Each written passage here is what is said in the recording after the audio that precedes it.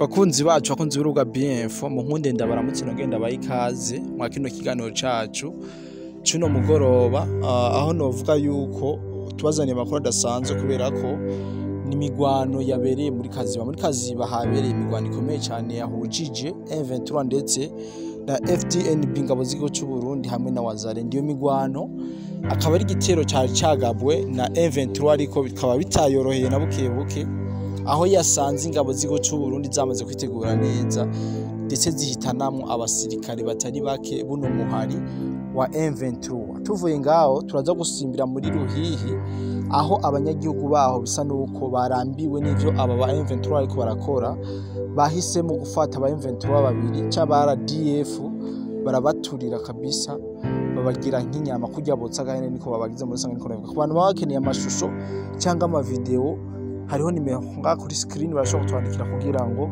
dushobore kubibaroza.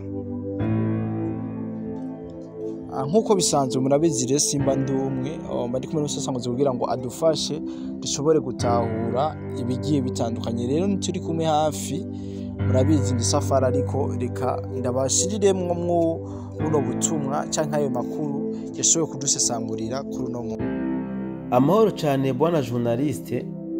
Nunkunde ndakuramutse ndanakwifuriza kugira ibihe byiza kandi ndizera yuko wagize umunsi mwiza ndetse n'ibihe byagenze neza.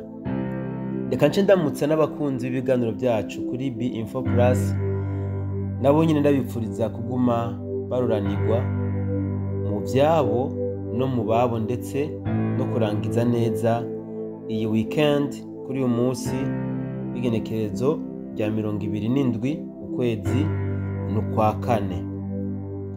Bwana journaliste, muri Kongo hariho utwumiza twinshi mbere novuga ko ibintu bikorera bira muri Kongo ko atahandi hantu byigeze biba mu mateka y'isi.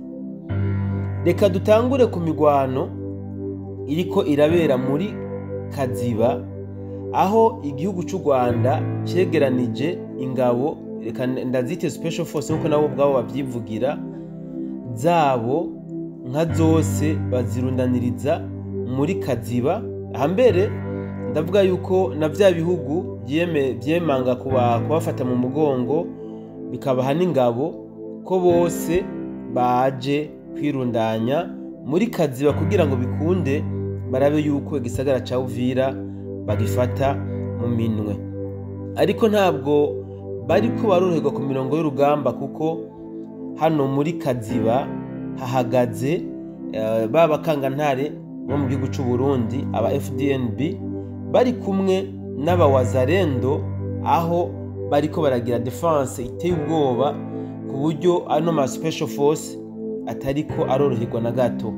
Amakuru dufise nuko imigwano yatanguye kuva ku munsi w'ejo hano muri Kaziba, inyuma yaho habaye ubuhemu buteye ubwoba muri Nyangezi, ikinaza kukigarukako mu kanya kari imbere.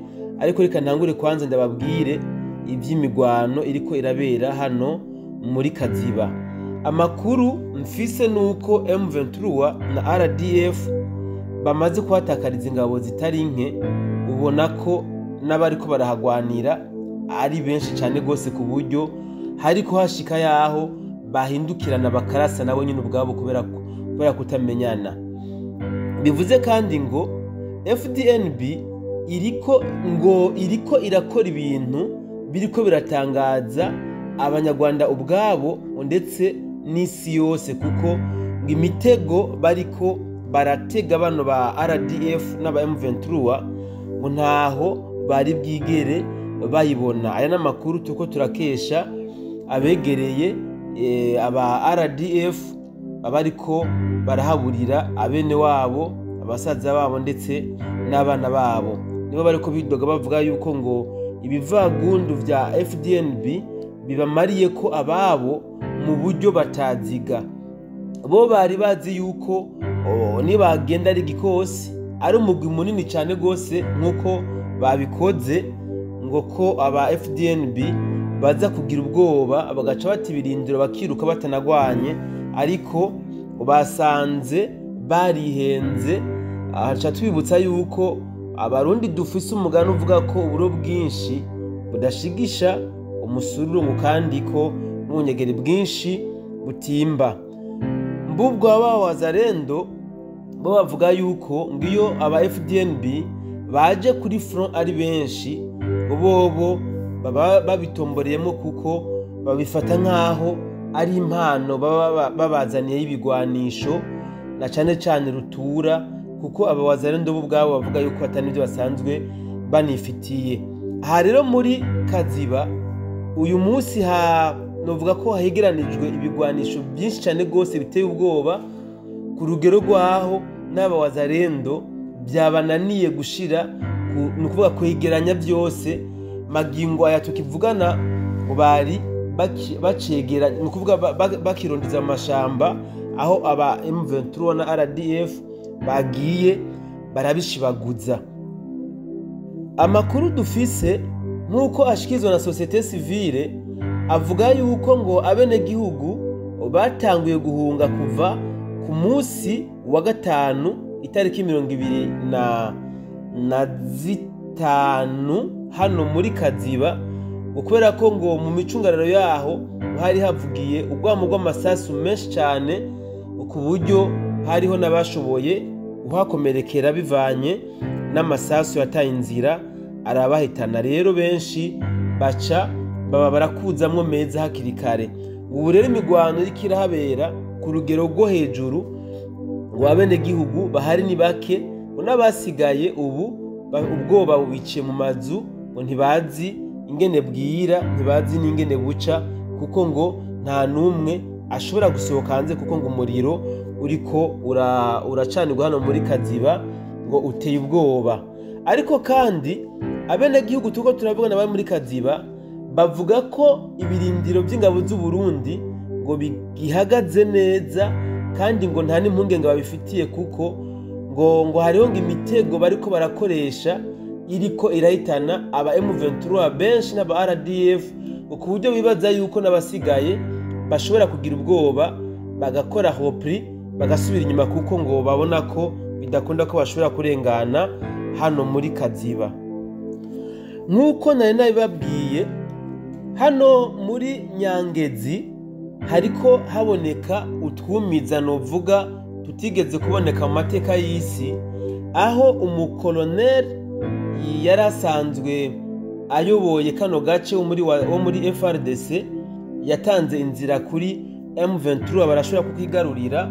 Uyu munsi ngo yazindutse arondera abagenzi biwe kugira ngo ashobore kubasaba ikigongwe bikunde ngo bamusubize mu ruhongore. Amakuru dufise avuga yuko ngo bamwiyamye baramwiyamiriza, kuko bari basanzwe bafise amakuru yuko uyu ariko ashaka kumenya neza ahantu hoba hari ibirindiro by'aba FDNB, abawazarendo na FRDC, kugira ngo bikunde aze gutanga sinyare abo bari kumwe bo muri RDF na ba M23 bace baja kuhagaba ibitero.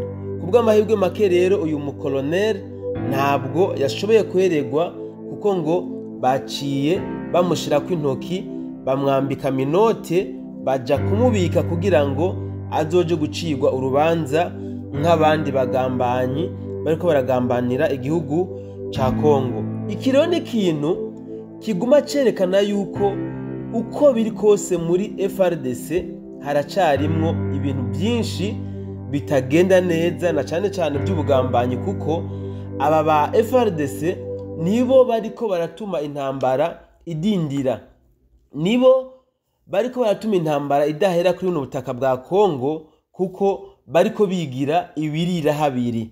Umwanya umwe uzokumva ngo bariko barafashanya n'abawazarendo mu gutuza umwansi wabo mu M23, ariko uwundi mwanya ukumva ngo bano nyene nibo bakweze ukuboko barinjiza mu M23 no mu RDF mu birindiro bari basanganywe. Ibi rero nivyo biriko biratera n'ishavu ryinshi abenegihugu muri Kongo, aho nkuko benshi mwabyumvise bariko barasaba abawazarendo yuko bagomba gutanguza nyabona imigwano yeruye kuba FRDC bose ngo badatoranije, kuko bano ba FRDC nibo bariko batuma igihugu cabo ikiguma mu ntambara, ni nabo bariko batuma kandi bariko barahekugwa ngo kuko bahisemo kuba ibirumira habiri. Nk'uko mwabyumvise ku mbuga nyinshi zitandukanye banabivuze banacisha ko n'ama audio y'abenegihugu ubwabo bariko babyivugira, basaba ko abawazarendo imbere yuko bobandanya guhangana na FARDC nako na RDF na M23 ngahubwo botanguza imigwano yeruye kwanza kuri FARDC, kuko ngo bamaze kwikura ko FARDC bizorohera gutuza aba ba RDF na M23 kuko ngo bazanwa n'aba ba FARDC. Ibi rero birafitanye isano n'ivyabereye muri Sud Kivu aho bita muri Ruhihi, aho hari kwavugwa amakuru y'ingabo zibiri za M23 na RDF bashoboye kotswa n'abenegihugu.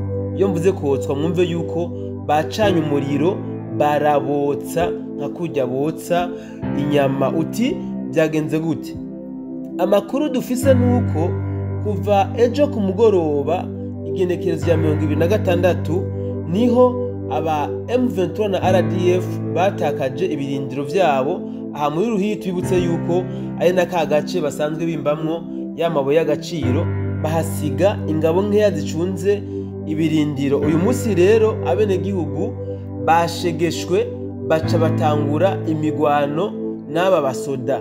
Abenegihugu bari bafise ubuhiri n'amabuye, mu gihe bano ba RDF nabo bari bafise inkoho. Batangura kubarasa abenegihugu nabo ntibatinya, baguma babasongako.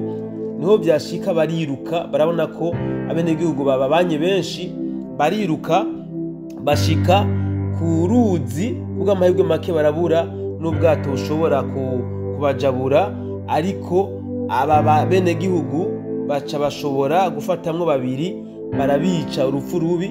Nk'uko muza kubibona ku mavideo ku bantu turi kumwe mu magroupe, ndasaba journaliste azi kubahereza amavideo y'abano basirikare bashoboye kwicwa nabi ndetse bakanabotsa, kuko amavideo turi yafise abandi nabo ivyo bakorewe ngira ngo namwe murashobora kubyibwira. Reka turangirize iyi nkuru yacu ngaha, tubizeze yuko guhera ku munsi w'ejo itariki 28 tuzosubira kubashikiriza amakuru yacu kuri kwamye turi kumwe muri studio hamwe na journaliste. Nibaza ko urugendo yamazemo iminsi rwarangiye, uko biri kose yamaze kuva isafari. Rero ejo tuzoba turi kumwe muri studio aho tuzobashikiriza ibiganiro ukuri kwamye, kandi tunabizeza yuko amakuru dufise ni menshi. Narejya twari tumaze iminsi tutako turakora, tugiye nuvuga kubashikiriza amakuru yose tutabashikirije, ndetse tunabandanirize no ku makuru asanzwe ari ku rubuga rw'intambara.